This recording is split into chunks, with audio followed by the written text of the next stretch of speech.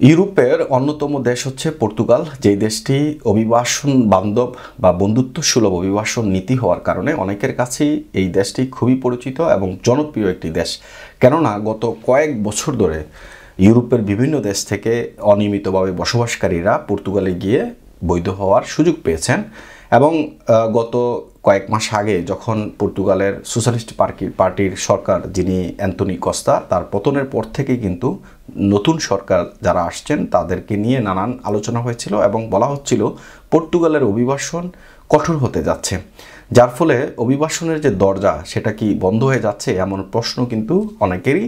এবং যে নতুন নিয়ম এসেছে সেই নিয়মগুলো আসলে কিভাবে এই নিয়মের আওতায় বৈধতা হওয়া যায়, এই বিষয় নিয়ে মানুষের জানার শেষ নেই, যেহেতু এই আইনটি গতকাল থেকে শুরু হয়েছে এবং সামাজিক যোগাযোগ মাধ্যমে ব্যাপক আলোচনা সমালোচনা হচ্ছে এটি নিয়ে। আজকে আপনাদেরকে ইনফো মাইগ্রেন্টসের একটি প্রতিবেদন থেকে বিস্তারিত জানানোর চেষ্টা করব। তার আগে বলে রাখি, অভিবাসনের দরজা কি বন্ধ হয়ে যাচ্ছে পর্তুগালের, এমন প্রশ্ন যদি করা হয় আমি উত্তরে বলবো না। কেননা অভিবাসনের দরজা পৃথিবীর কোথাও বন্ধ নেই, কোনো না কোনো ওয়ে তারা তৈরি করে রেখেছে। অভিবাসী যারা আছেন তারা সেই দেশে গিয়ে নিয়মিত হতে পারবেন।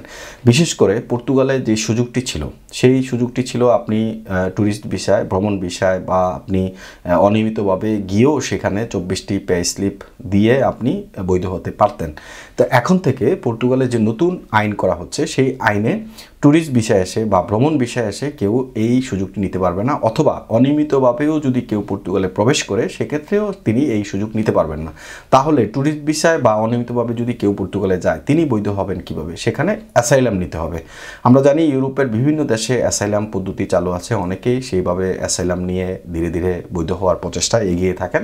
তো পর্তুগালে আপনি ওয়ার্ক ভিসা, স্টুডেন্ট ভিসা বা পারিবারিক পুনর্মিলন ভিসা, এগুলোর মাধ্যমে বৈধ হওয়ার এখন যে সুযোগ রাখা হয়েছে। আর শুধুমাত্র যারা ভ্রমণ ভিসায় আসবেন বা সাদা পাসপোর্ট অনিয়মিতভাবে ইউরোপে প্রবেশ করে পর্তুগালে প্রবেশ করছেন তাদের ক্ষেত্রে ব্যাপারটা কঠিন হয়ে গেছে। তো এই সংবাদে যেটা বলা হচ্ছে যে অভিবাসন নীতি কঠোর করল পর্তুগাল সরকার। চলতি বছরের মার্চ মাসে ক্ষমতায় আসা পর্তুগালের মধ্য ডানপন্থী সরকার দেশটির অভিবাসন নীতি কঠোর করেছে। নতুন নীতির আওতায় পর্তুগালে অনিয়মিতভাবে আসা বিদেশিদের নিয়মিত হবার পথ বন্ধ হয়ে গেল। দীর্ঘদিন ধরে ইউরোপের দেশটি অনিয়মিত অবস্থায় প্রবেশ করা অভিবাসীরা কাজের আওতায় বৈধতা পেয়ে আসছিলেন। ইউরোপীয় ইউনিয়নের দেশগুলোর মধ্যে পর্তুগাল অভিবাসীদের জন্য জোটের অন্য যে কোনো দেশের তুলনায় অনেক বেশি বন্ধুত্ব সুলভ হিসেবে পরিচিত হয়ে আসছিল।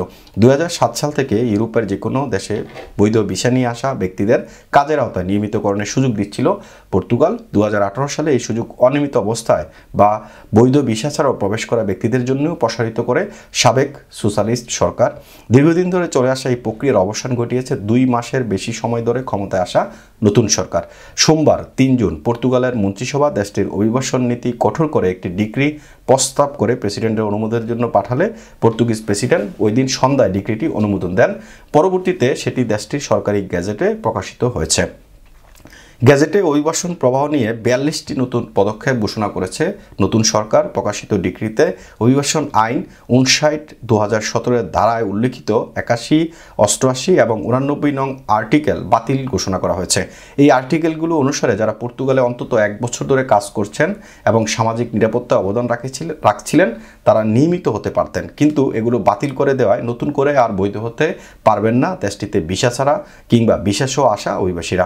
পর্তুগালের ইন্টিগ্রেশন এবং মাইগ্রেশন এজেন্সি আইমা অনুসারে গত 5 বছরে পর্তুগালে ইউরোপীয় অভিবাসীদের সংখ্যা দ্বিগুণ হয়েছে। অভিবাসীদের বড় একটি অংশ দক্ষিণ এশিয়ার দেশগুলোর নাগরিক, যার মূলত কৃষিকাজ, মৎস্য সেক্টর এবং হোটেল রেস্তোরাঁ খাতে নিযুক্ত আছেন। ভারত, বাংলাদেশ, নেপাল, শ্রীলঙ্কার বিপুল সংখ্যক নাগরিক গত 1 দশকে পর্তুগালে স্থায়ী হয়েছেন। গত বছরের শেষে দেশটিতে মোট অভিবাসীদের সংখ্যা 10 লাখে দাঁড়িয়েছে, যা মোট জনসংখ্যার 10%। দেশটির প্রধানমন্ত্রী লুইস মন্টিনিগ্রো বলেছেন, সরকার অভিবাসীদের স্বাগত জানানোর নীতির অতিরিক্ত অপব্যবহারের অবসান ঘটাতে চায়। এই পরিবর্তনগুলোকে নতুন সূচনা বলে অভিহিত করেছেন তিনি। কি আছে বাতিল হওয়া আইনে?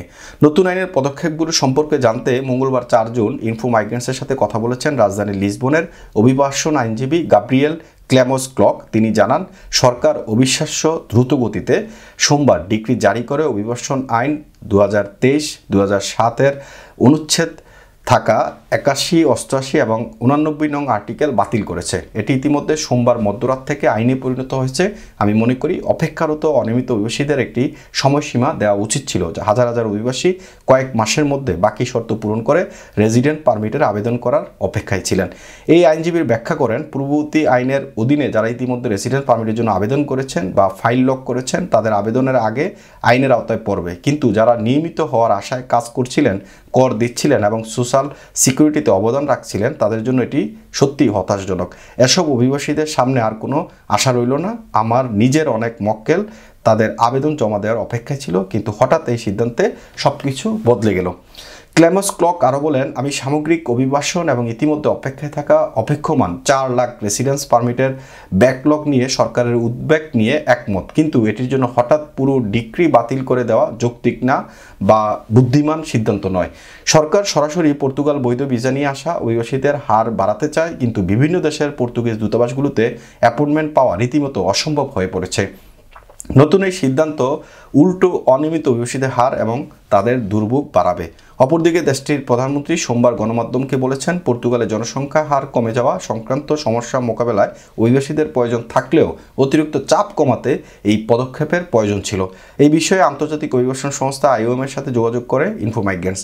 আইওএম জানিয়েছে এই সিদ্ধান্তের এখনও 24 ঘন্টা পার হয়নি। আইওএম পর্তুগালে আপাতত এটি নিয়ে কোনো মন্তব্য করবে না। 1 বছরে বৈধ 1,80,000 অভিবাসী। পর্তুগালের সরকারি তথ্য অনুযায়ী গত বছর দেশটিতে বৈধ হয়েছেন প্রায় 1,80,000 অভিবাসী। বর্তমানে হাজার হাজার অভিবাসী বৈধতা পেতে বছরের পর বছর ধরে অপেক্ষা করছেন।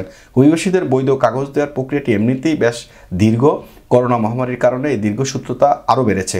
প্রক্রিয়াটি ত্বরান্বিত করতে 2023 সালের মার্চে পর্তুগালের সীমান্ত এবং অভিবাসন পুলিশ SEF-কে বিলুপ্ত করে। এর পরিবর্তে অভিবাসন এবং শরণার্থী বিষয়ক সংস্থা আইমা গঠন করে বৈধতা আবেদনের ব্যাকলগ কাটানোর উদ্যোগ নেওয়া হয়। তবে নতুন সংস্থাটি তীব্র কাজের চাপ এবং কর্মী সংকটের মুখোমুখি হয়েছে। সোমবার প্রধানমন্ত্রী বলেছেন, নতুন এই সংস্থাটি কার্যকরভাবে কাজ করছে না, এটি পুনর্গঠন করা হবে।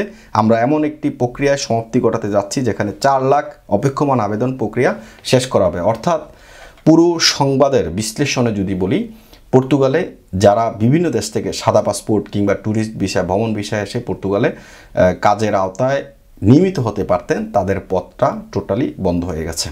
শুধুমাত্র ওয়ার্ক ভিসায় যদি কেউ পর্তুগালে আসে কিংবা স্টুডেন্ট ভিসায় যদি কেউ পর্তুগালে আসে অথবা পারিবারিক পুনর্মিলন ভিসায় যদি কেউ পর্তুগালে আসে, তারাই শুধুমাত্র বৈধ বা নিয়মিত হতে পারবেন। এছাড়া যারা সাদা পাসপোর্ট বা ট্যুরিস্ট ভিসা পর্তুগালে যাবেন, তারা সেখানে অ্যাসাইলাম চেক করতে হবে। তাছাড়া যেই ফাইলগুলো এখনও পেন্ডিং হয়ে রয়েছে 4 লাখের মতো, এই ফাইলগুলো তারা দ্রুততার সাথে ছেড়ে দিবে। কিন্তু নতুন যে সংস্থা আইমা, সেফ বিলুপ্ত করে আইমা গঠন করা হয়েছে। আইমা যে তীব্র কর্মী সংকট এবং কাজের চাপের কারণে ফাইলগুলো দ্রুতভাবে সমাধান করতে পারেনি। এই ফাইলগুলো এখন তারা অন্য একটা প্রক্রিয়ায় দ্রুতভাবে শেষ করবে, এই কথাই বলা হচ্ছে। বিশেষ করে পর্তুগালকে যারা অভিবাসীদের স্বর্গরাজ্য বলতেন বা যাদের কাছে পর্তুগাল খুবই জনপ্রিয় একটি দেশ ছিল, এই সুযোগটি বন্ধ করে দিয়েছে সোশ্যালিস্ট সরকারের আমলে।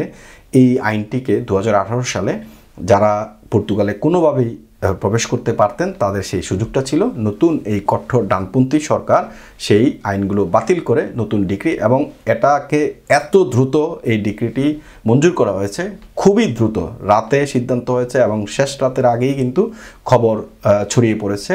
সারা ইউরোপব্যাপী প্রবাসী বাংলাদেশিদের মনে একটা উদ্বেগ তৈরি হয়েছে। যারা এই মুহূর্তে পর্তুগালে অবস্থান করছেন, কিছুদিনের মধ্যে হয়তোবা সেফ এন্ট্রি বা আইমা এন্ট্রি করবেন, তাদের জন্য একটা হতাশা। এবং যারা ভবিষ্যতে প্ল্যান করছেন বিভিন্ন দেশ থেকে যে পর্তুগালে গিয়ে নতুন করে আইমা এন্ট্রি করে সেখানে বৈধ হবেন, তাদের জন্য।